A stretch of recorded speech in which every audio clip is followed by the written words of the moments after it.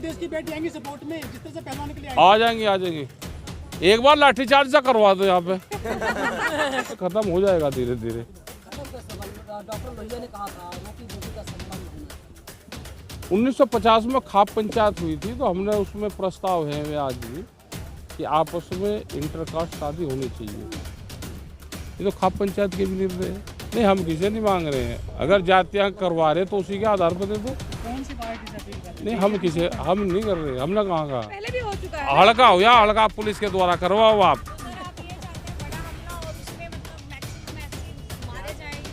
नहीं, हम मारने की बात नहीं कर रहे। हमने मारने की कोई बात नहीं। जब पुलिस वो करती है, उठाती है, वो ना किसी एसयू को देखती, ना किसी को। ज्यादा बड़ा मुद्दा है, जाति जमीन का ज्यादा बड़ा मुद्दा है। ऐसा नहीं, उसको कोई नहीं जाने का। मजदूरों अभी नहीं आने का। अभी तो जितना भी वादा दूसरों को होगा, इनको नुकसान। संघर्ष करने से भी तो कभी ना कभी समझौता ही होगा ना, संघर्ष होगा। आ जाएगा जब होगा समझौता, जब देखी जाएगी। लेकिन अभी तो इसको करने दो। दिल्ली को तजर्बा हो गया। डॉक्टर रितु तो 13 महीने आंदोलन जो था उसकी कमांडर रही वहां पे। अभी तो 2 महीने हुए हैं। ये चलेगा और प्रशासन को कहेंगे, इसको चिट्ठी लिखेंगे कि जो इस तरह के जो मामले हैं इसको सोल्व करें, समाधान हो इनका। सविता राय खिलाफ कोई एक्शन नहीं, क्या बताता है? भाई ट्रेनिंग जिसने आरएसएस की कर ली होगी उनके खिलाफ कुछ होने का नहीं, जिसने नहीं कर रखी होगी उनके खिलाफ कार्रवाई होगी। हो सकता है कि सदस्यता ले ली हो सरकार की। भैया क्या कर रहे हो भाई? नहीं तो किसी के खिलाफ रिपोर्ट दर्ज हो, जो पूरी पुलिस जाल है वही, लेकिन कुछ के खिलाफ नहीं जाती। ये हो सकता है।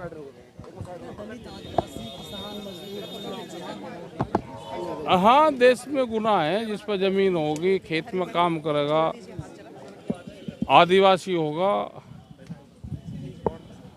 अभी तो गए उसमें छत्तीसगढ़, महाराष्ट्र, जो आदिवासी क्षेत्र है उनका और बुरा हाल है। वे निकल ही नहीं पा रहे वहाँ से। नेतरहाट वे तो लड़ाई में बहुत मजबूती से लड़ते हैं अपनी।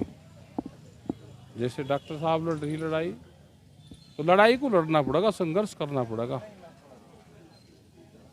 और संघर्ष देश में अब ज़्यादा होंगे। और ये आंदोलन से ही देश बचेगा, किसी पॉलिटिकल सिस्टम से नहीं बचेगा।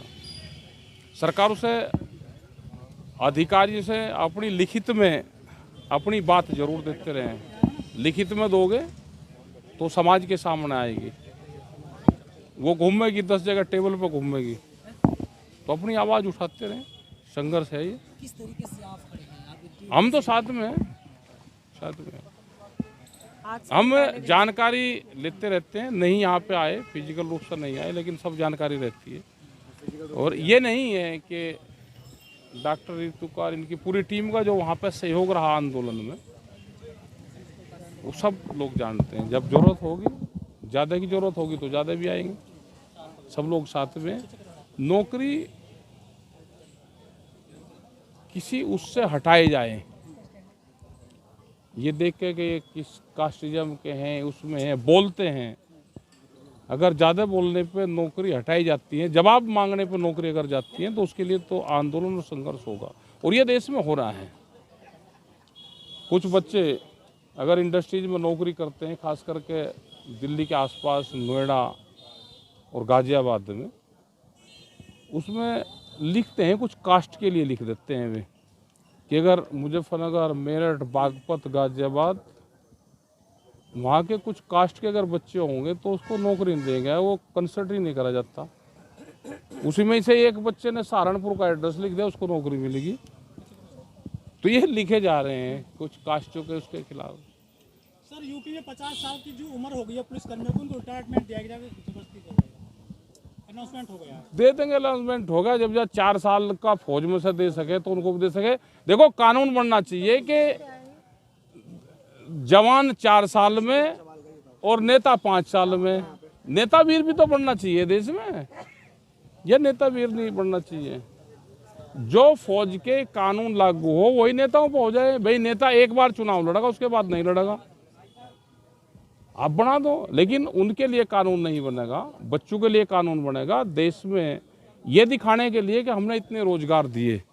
वे बच्चे 4 साल बाद में कहाँ जाएंगे? हमने देखा जब महिला पहलवानों का आंदोलन हुआ तो आप यहाँ पर गए थे, कई बार गए थे, कई बार गए थे और फिर यहाँ पर पहली बार आ रहे हैं। तो क्या जो आपकी टीम है उन लोगों से कहेंगे वो लोग यहाँ पर आए, आंदोलन को बड़ा रूप दे देंगे, जिस दिन ये बुलाएंगे आ जाएंगे। इस चीज का छोटा सा जवाब मैं देती हूँ। नेताजी ने बहुत बार मुझसे पूछा था आने के लिए। भाई हमारा टाइम लगता था, सुबह के टाइम, हाँ सुबह हमारा सुबह कहते थे हम, ये कहते थे नहीं 12 बजे हमारे कहीं और मीटिंग थी, तो हमने बना के आए प्रोग्राम, आज में आज चलेंगे। भाई आंदोलनकारियों पर हमले ही तो होते हैं और क्या होंगे। माला तो वहाँ पहनती थी, यहाँ तो हमले ही तो होंगे। आंदोलनकारियों पर हमले होते हैं। सर बीजेपी को हराने की आप लोग बात कर रहे हैं। नहीं हमने देखो, हमने किसी को नहीं, हम पॉलिटिकल बात हम करते ही नहीं, किसी को हराने जिताने की नहीं हम बात करते। पॉलिटिकल सवाल न करें। लेकिन सर आपने ईवीएम को लेकर बड़ी बात की। नहीं हमने ईवीएम की नहीं करी बात अभी ना। आपने कहा कि जिनके पास जनता है वे लोग चुनाव हार जाते हैं, जिनके पास जनता नहीं है। हमने ये कहा कि जनता उनको वोट नहीं देती, लेकिन जीत का सर्टिफिकेट हारा हुआ कैंडिडेट लेकर जाता है बीजेपी का। कैसे संभव होता है? देने में लिखना ही तो फेल और पास ही तो करना। किसी की गिनती हुई फिर दोबारा कोई कोर्ट में गया, कोर्ट में तो नहीं जाता। अगर कोई हारा हुआ कैंडिडेट है कोर्ट में नहीं जाएगा, वो बीजेपी के मुख्यालय में ज्वाइनिंग करना जाएगा हारा हुआ भी। तो ये दहशत है। सर आप मानते जातिवाद है देश में? हाँ जातिवाद तो है। कौन लोग हैं जातिवाद? ये आने वाले टाइम पे ही पता चलेगा भाई कौन है। अभी तो नौकरी में इसमें है, लेकिन थोड़े दिन में ये खत्म हो जाएगा धीरे धीरे। खत्म कैसे होगा? डॉक्टर लोहिया ने कहा था रोटी बेटी का संबंध होना चाहिए। 1950 में खाप पंचायत हुई थी, तो हमने उसमें प्रस्ताव है वे आज भी कि आपस में इंटरकास्ट शादी होनी चाहिए। ये तो खाप पंचायत के भी निर्णय है। और आजकल तो बच्चे अपने आप कर रहे हैं, ये अपने आप ही निपटाओगे केस को, बिना दान दहेज की सब हो जाए, उसी से निपटेगा।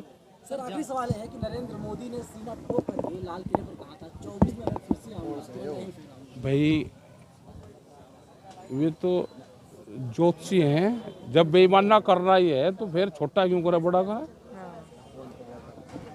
बेईमाना करना है तो छोटा ही क्यों करे बड़ा करे ना। तो उन्हें पता कैसे आएंगे। अभी बेईमान बोल रहे कि कट्टर ईमानदार हैं, उनके घर पर, उनके नेताओं के घर पर ईडी सीबीआई आई नहीं जाती। नहीं जानेगी।